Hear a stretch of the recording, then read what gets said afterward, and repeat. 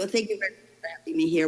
That's perfect. While we're talking, I wish I could be there in person. I've had many trips to the kingdom and have enjoyed them all, including a relatively recent vacation to Al Ula, which is unbelievably beautiful. So, as you said in your very kind introduction, this is a really important topic, and there is a ton of information, but not a lot of answers. And I want to talk about the information we have, the answers we need, and some of the barriers to actually getting those answers. So we're going to talk about gene therapy for the hemoglobinopathies, which really means sickle cell disease and transfusion-dependent thalassemia. All right, great. So, it's interesting in the later stages of my career to really step back and try to see the patterns and how new technologies have evolved. And so gene therapy started, if any of you are old enough to remember, for very, very rare diseases that were immunodeficiency diseases, common gamma SCID, basically. And that was in the 90s. Was set back because of problems with leukemogenesis, and then started evolving again, and really is available for a lot of incredibly rare diseases, adrenal leukodystrophy, Duchenne's muscular dystrophy, and all of those are important, but they aren't really global diseases. And when gene therapy hit the stage for hemoglobinopathies, it really is the first time that I think it has addressed problems that are of global significance. And transfusion-dependent thalassemia, which is how they talk about the indication for gene therapy, so I'll call it TDT, and sickle cell disease are major disorders, and about 6 million people are affected globally, with about 500,000 new births annually. So this is a new playing field for both for the field and for the people that are working on the problem. Very relevantly, as people said, these diseases tend to be concentrated in the African and Middle Eastern area of the world because of the genetics with the global population. Now, obviously, they're worldwide diseases, but it is an amazingly prevalent problem, both thalassemia and sickle cell disease in the Middle East. And I think people that don't come here that much, think of it more as a Mediterranean, a Greek problem or a sub-Saharan African problem, but it really has concentration in the Middle East and India, as you can see as well. So what were the previous therapeutic options for these major hemoglobinopathies?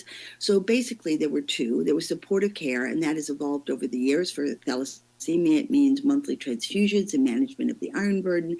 And for sickle cell disease, it meant good supportive care in the old days, then the advent of hydroxyurea, and a bunch of other supportive care strategies, many of which have not delivered on their early promise. But from really the 70s, it became obvious that allogeneic stem cell transplant, where you got rid of the marrow of the patient and replaced it with the marrow of a donor, could offer curative therapy for these diseases. And unlike, I'm trying to think of a good example, unlike Fanconi anemia, these diseases are really limited to the bone marrow. And so if you can replace the bone marrow completely, you really can offer curative therapy. So what are some of the risks and benefits of doing the different approaches that we had to date?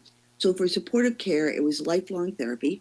You needed regular medical follow-up, and so many diseases, including, as the previous speaker was saying, even AML that you wouldn't think, really end up being disproportionately affected by access and equity. And so if you lived in Boston and got a safe blood supply from our hospital, getting monthly and had access to chelators, monthly transfusions weren't so bad. If you lived in Africa or India or Egypt, where there's hepatitis C in the blood supply, that became a different story. So you needed to have the transfusions, you needed to have regular medical follow-up. For sickle cell disease, you needed daily medication with hydroxyurea. For thalassemia, after a few years, daily chelation. There was geographic restriction of where you could live. And so I've had people choose to go to transplant because they wanted to be able to travel the world. And even though monthly transfusions weren't so bad for thalassemia, they wanted to work overseas and, Habitat for Humanity, and that wasn't possible. And then there's a progressive accumulation of toxicity. And I think that's a problem in general for pediatrics. And this isn't a pediatric-only conference, but many of the ones I go to are. And so not so bad for us, but then we pass on to our adult colleagues, somebody who has a lot of both medical and psychological toxicity. And then there's the ongoing risk of mortality. People die from hemolytic transfusion reactions. People die from stroke with sickle cell disease. People die from pulmonary hypertension, and you don't know when that's going to happen.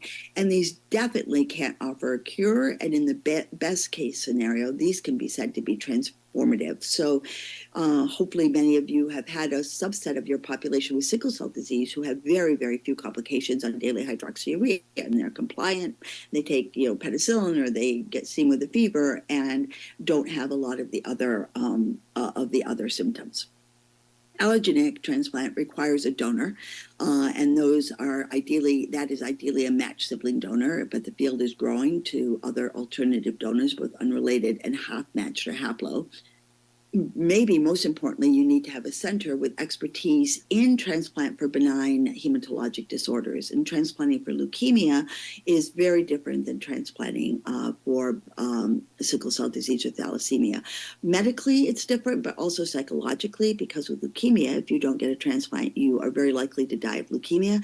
And with sickle cell disease or thalassemia, you have the possibility of living, you absolutely will live for months and probably years and maybe even decades. You need to give high doses of chemotherapy to ablate the marrow, and there's a risk of transplant-related mortality. That risk in the matched sibling donor setting ranges from 5%. And so what I tell parents is even the best transplant center and the best patient going into the transplant room in an allogeneic transplant confers a 5% risk of mortality. And then with an older or more frail patient, it can be up to 20%. You need immunosuppression medications for 6 to 9 months. There's a risk of graft failure that the graft won't take, and a risk of the graft attacking you with GVHD. And then there's the long-term sequelae. But the only thing allogeneic offers you, and it still is the only thing that can offer that, is the possibility of a cure, so that you no longer have sickle cell disease or thalassemia. So that was what we had to offer about 10 years ago. And then gene therapy came on the scene. And it was initially, and I'll do this through the talk, it was initially called it was initially sort of spoken as a cure. But the companies have walked that back and really said that now it can be called a transformative approach, not a curative approach. And hopefully it will be curative in some people, and hopefully the field will get better, and it may be always curative, but right now it would be transformative. And what is gene therapy? Well, it is genetic modification of cells. And so because of that, it's under the shield of BMT, and this can only be performed in America and in Europe by BMT centers, because you're actually modifying cells. And basically, you take the patient's cells. We'll talk more about the steps in a second. You somehow correct them. You somehow get the corrected product into the cells, into the nucleus, into the DNA, and then you have it integrates into the cellular DNA, and then is both there in the cells and there in the progeny of those cells. And so it becomes part of the genome. The traditional gene therapy that's been around now for 20 or 30 years has used viral vectors. And one could talk about the actual process of gene therapy for days. So I'm going to skim over this and take questions if people want later. But you had to have a virus, and traditionally the viruses were adenovirus or retroviruses, HIV virus, for example, and that tagged on to what you wanted to add into the genome. Viruses are very good at getting through cell membranes, getting into the nucleus, being integrated into the DNA, and making a functional protein. A new therapy that's been around now for about 10 or 15 years and is still evolving is gene editing, where you don't need a viral vector. You still have to get the corrected thing into the cell, and that uses a process called electroporation, which pokes holes into the cells, and the long-term effects of that are still not really known. But you make a corrected gene and then get a functional protein that way. But you still have to get this into the nucleus of the cell. So the process, it sounded, when I first, and I started practicing without gene therapy and have grown up, gene therapy and I have sort of grown up together. And it sounded great, right? You auto transplant. Everybody loves auto transplants instead of allo transplants. You collect the cells. We're very much pros at collecting cells. We collect cells for auto transplants for Hodgkin's disease and in pediatrics neuroblastoma and brain tumors. So easy. You collect the cells. You send them off. They get corrected. We don't really care about that. You get them back. They're frozen. You do an auto transplant, and everything is good. It turns out to be harder than that for a variety of reasons and a very, very long process. So the first step is collecting the cells from the bone marrow or the peripheral blood. The entire field is shifted to peripheral blood collection and collection by apheresis because you need a lot of cells, and those just aren't obtainable from the bone marrow. And to talk now a little bit about some of these problems, how do you collect cells? Well, you give chemotherapy and then stem cells go out into the periphery, but that's not good for thalassemia and sickle cell disease. So you traditionally give GCSF, but sickle cell patients cannot get GCSF. It's a black box warning because the increased white count that comes with that is associated with vaso-occlusion and stroke. And so people have been using the CXCL9 breaking agents, plerixafor, and now beginning to use a new, perhaps better one, motixafortide. But it's not as easy to get the cells as you would think because of the agents you can use, and also the patients have had very revved up marrows that have been doing ineffective erythropoiesis for decades sometimes, and they're not very good mobilizers compared to a 2-year-old with neuroblastoma. Then you get the cells, and in the initial days when this was just a research product, then the cells went to your lab and you fixed the cells however you did it. Now, with the commercial products that I'm going to focus on most, and I should have said in the beginning, I have no conflicts to disclose. With the commercial products, you have to send these cells off by courier to the lab associated with the company. They fix them. They tell you that they have enough, that they meet the specifications, and then they send them back to you. And you have a frozen product of these modified stem cells.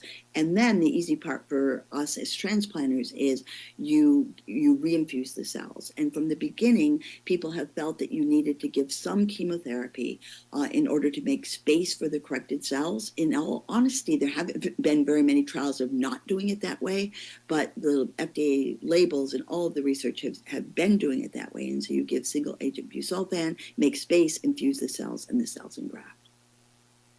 The acute toxicities are really quite manageable. So now I'm talking about gene therapy for sickle cell and thalassemia on either published research trials or the FDA-approved products. And so you get nausea, vomiting, anorexia, as you would expect. Some mucositis, not very bad. It's single-agent busulfan. Some need of red cell and platelet transfusions while you're doing it. There's hair loss, and there's been some noise about more permanent hair loss with single-agent busulfan in these patients.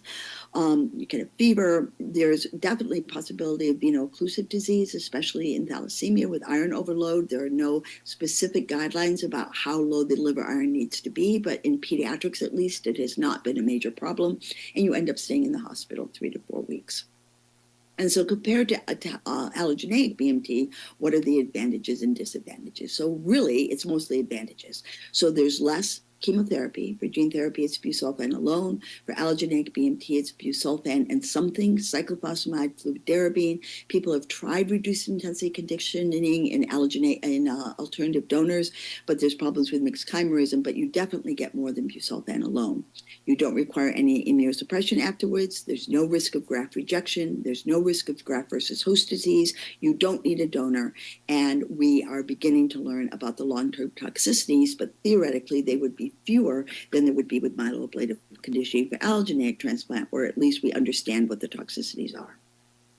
So where are we today? So today in the USA, we have 4 FDA-approved products for the hemoglobinopathies, and they are made by 2 companies, Bluebird and Vertex.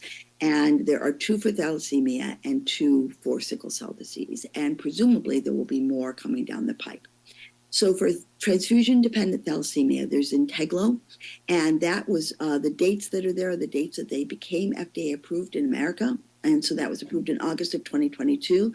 And for the thalassemia products, the indication is having transfusion-dependent thalassemia. So they don't care what kind of thalassemia you have, what hemoglobin you have, hemoglobin, sickle, beta-zero-thal, whatever. If you need transfusions, you're approved. And you have to be, and I could not get this slide to change, you have to be greater than or equal to 4 for Zynteglo, not 12, and you have to be greater than or equal to 12 with all of the other gene therapy products. The other product, and we'll talk about some of the differences, the other product is Casgevy, made by Vertex, and that was approved in January of 2024. And again, same thing, you have to have transfusions, and you have to be greater than or equal to 12 for Casgevy. For sickle cell disease, Bluebird has a product that goes with his Integlo, has a different name, it's called Lyfgenia, but they're identical products. So there's, four indications, but only two products by two companies. And for that was approved in 12 of 2023. Casgevy the same month was approved. And for those, you have to be greater than or equal to 12, and you need to have a vaso-occlusive crises, more than two over 2 years. So it's only about pain crises to be eligible. So how are these products different? Again, Lyfgenia and Zynteglo are by Bluebird Bio. Vertex makes the Casgevy products. So Bluebird adds a modified beta globin gene that is better at carrying oxygen and better at carrying hemoglobin. And it is a traditional gene therapy product in a way, in that the gene is inserted via a lentiviral vector. It's the HIV-related vector, so people will test positive for HIV afterwards. It's inactivated. There's no HIV risk at all. And it corrects the alpha-beta globin gene imbalance. Vertex is newer in terms of technology, which is both good and bad. It means there's less experience, but it isn't using a viral vector.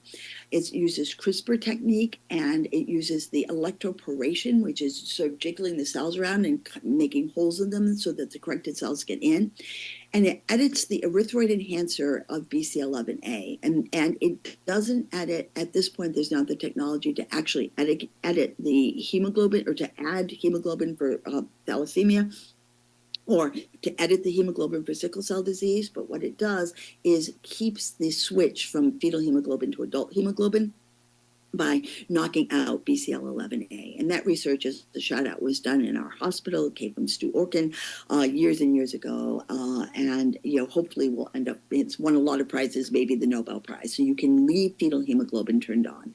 And then you get pancellular elevation of fetal hemoglobin. And patients' fetal hemoglobins run in the 20 to 40% age, with some of the newer research trial base editing, not published data yet, presented at ASH, et cetera. They can get up to 40 and 50% of fetal hemoglobin. And so it doesn't use a viral vector, and it doesn't put in a different kind of hemoglobin, and there's much shorter follow-up for this technology. So what is the efficacy? Well, we don't know is the answer. And so now that they're FDA approved, and this is really the take-home message of my talk that I think is most relevant to me, at least you can decide, is that once you have FDA approval, you have no mandating reporting, and we really don't know. But the efficacy based on the trials leading to approval, which were based on very few small numbers of people, I will show you. So what were the endpoints of the trial? So the endpoints were transfusion independence in thalassemia and resolution of vaso-occlusive crises in sickle cell disease. So they did research trials. Those were the endpoints. They reported on who met the endpoints. The real world data, now that these are FDA approved and being used, is scarce, and reporting is not mandated. So for Zynteglo, there were two studies. You can see the number of patients. There were 22, 32, 36 patients. And they had, and some of them didn't have beta zero. But what they found is that 100% of patients got transfusion independence going forward, and the median duration of that was not reached, and the time reporting was 12 to 39 months. Okay, so from between 80s. So if you in study 1, it was 91%. In study 2, it was 86%. But if you really looked at the patients who had a beta zero thal, it came close to 100%. And what about the Casgevy product? So the New England Journal published in 2024 an interim analysis, and 91% of patients became transfusion independent. 32 patients had sufficient follow-up. This was a multi-center study, 13 sites over 5 years, and there were 3 failures in there. 2 patients, which is concerning, were transfusion independent for months and then required transfusions again. And 1 patient decreased the transfusion needs by 80%, but still had transfusion needs. So, and so that is for thalassemia. So what I would say in summary of thalassemia is that somewhere, and what I tell patients is, it looks like somewhere over 85% of patients will become transfusion dependent for a long period of time. But we don't know if it will be forever, for sure.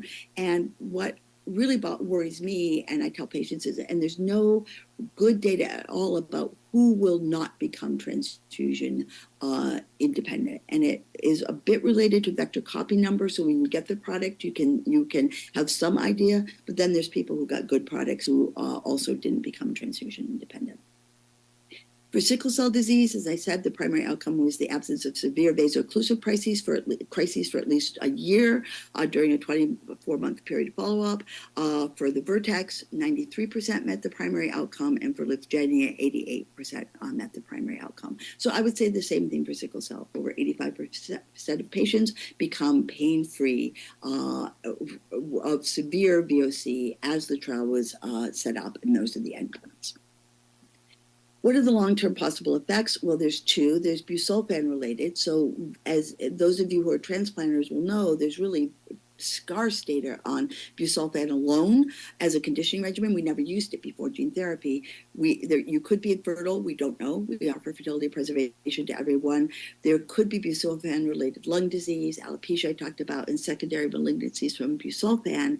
And then gene therapy-related, we worry about insertional oncogenesis when you use a viral vector that it inserts into a mutagenic site, and then secondary myeloid malignancies from any of the gene therapy products. And insertional I'm just worried about time because we're also a little late. Insertional oncogenesis is when the viral vector inserts into a site you don't want it to, and then it causes leukemia, and you can see the viral vector in the leukemic cells, and that's how you know it's insertional oncogenesis. There was some seen in the sickle cell trial. There was an unexpected safety event in the lentigo and sickle cell trial from Bluebird, and it was initially put on hold. And at the end of a very long story in these Bluebird patients that had leukemia, it was not insertional oncogenesis. It ended up the leukemia cells did not have the viral vector, and it was thought to be related to the propensity for clonal hematogenesis, hematopoiesis that is seen in sickle cell patients. Already they're known over the long term to have more risk for AML, and that when you take corrected cells, a small number of them that already had some clonal hematopoiesis, put them into a patient, expect them to expand, that you can see leukemia. We thought this may stop the trials, but as they increase the vector copy number, there have not been these results reported, and whether it's just kicked the can down the road or whether they have managed to get rid of this remains to be seen. And then the final thing I can answer questions about but don't want to dwell on is the cost. For the FDA-approved products, they're between $2 and $3 million for the product, and that does not include the cost of collection and transplantation. So what is the current state in the U.S.? If you have hemoglobinopathies, you can continue best supportive care. You can undergo allogeneic stem cell transplant for cure. You can have a matched sibling transplant, which is standard. We have a good idea of the risks and benefits. The cure rate is over 90% for young, children and young adults. You could look for a trial, or some centers offer off-trial alternative donor transplants. Unrelated donor haplotransplants have had a lot of steam behind them at Hopkins with some early promising results. Or you could enroll in a gene therapy trial, and there's many of those trials going on nationwide, or you could receive one of the two FDA-approved products. So how do we advise patients? We don't know. There's no data. And for me, it was really my own transformative moment when a patient was asking me, what should I do? How should I wait? Should I go to allogeneic transplant? Should I go to gene therapy? Which gene therapy? And there was no data. So and I told them, I usually have a feeling and can advise you, but in this circumstance, we really don't know. And I always meet with patients with my colleague, who's a hematologist, Erica Ezrick, who's on the research trial from our institute with me. And we say it ends up being very patient dependent. It depends if you have a matched sibling donor. Most people, though it's not written down, and some insurance companies are following it, recommend matched sibling donor transplant if you have one over gene therapy, especially if you're young, under 16, under 30, it changes. What is your age? Because the morbidity of transplant will change with that. What are your comorbidities? One of our gene therapy patients was morbidly obese, had sleep apnea, had sickle cell disease. His risk for allogeneic transplant would have been huge. He barely was sick in the auto transplant of gene therapy. And then patient values. Do they want something tried and true, like matched sibling donor transplant? Do they want no risk of transplant-related complications? Then they should do supportive care and hope that better supportive care comes along. Do they want to be on the cutting edge? Do they like research trials? Do they feel better with FDA-approved therapies? And then cost. In America, so far, insurance companies are mostly supporting the cost of these products, but that will not be true worldwide. It may not stay true in America. And then what areas do we need for investigation in with these products? The eligibility. So the eligibility is way too broad, and it says nothing about the level of iron in the liver, much less can you have had a prior stroke. So you can have had a prior stroke, but the number of patients who received the product on research trials with a prior stroke are under 10, and those patients did not get strokes later, but the follow-up is very small. And can you have had a prior allogeneic stem cell transplant? I get asked this routinely. The package insert doesn't say you can't, but is it really okay to go in with some donor chimerism, no donor chimerism, do an auto transplant, you're getting busulfan twice, all of those issues.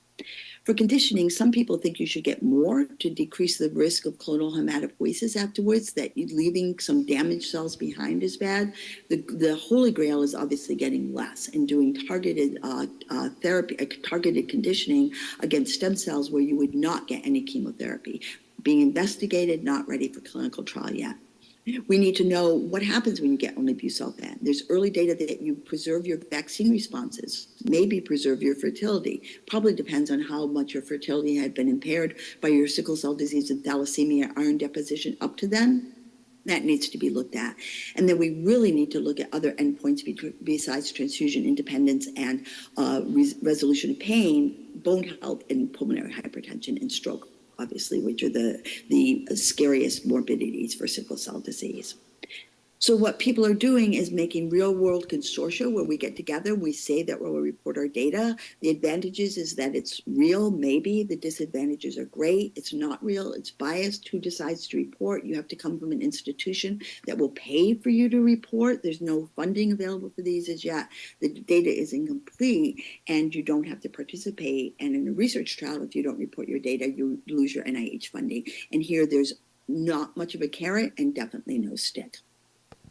So to conclude, I think the vision for the future would be to continue to build gene therapy so that every region and every country has a center of excellence that can provide affordable and safe gene therapy for these diseases, and that the long-term follow-up is supported so that both efficacy and toxicity can be captured. And I think that's doable. There are already beginning gene therapy programs in Saudi, in the Emirates where I work. This will happen for sure. Bullet point A, I worry more about bullet point B, that there will be the infrastructure and the financial support to get the long-term effects from it. And today, if you have a hemoglobinopathy, you have organ toxicity, transfusions, pain, hospitalizations, psychological burden, and still a shortened lifespan, even in a resource-rich country. And I hope that tomorrow there will be a safe, accessible, one-time procedure that will provide curative therapy, not just transformative therapy. And this is a little boy that I gave a sibling, the elder of the boys, I gave a sibling transplant to, 15 years ago, and he's perfect. And so we have to make sure that gene therapy can offer something better and safer than that. And I'll end there. Thank you.